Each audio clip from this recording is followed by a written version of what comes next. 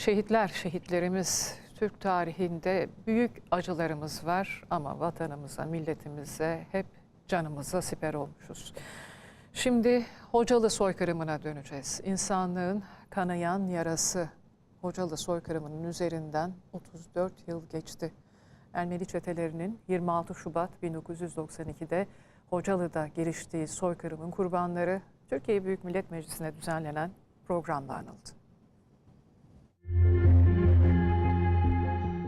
İnsanlığın kanayan yarası Hocalı katliamı. Üzerinden tam 34 yıl geçti.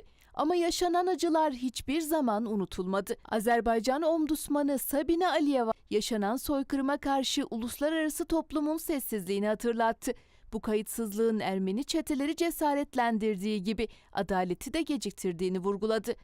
Cenevre sözleşmeleri, soykırım suçunun önlenmesi ve cezalandırılmasının sözleşmesi ve diğer uluslararası insan hakları belgeleri ağır şekilde ihlal edilmiş. Yaşam hakkı, kişi dokunulmazlığı ve işkence yasağı gibi en temel haklar vahşice çiğnenmiştir.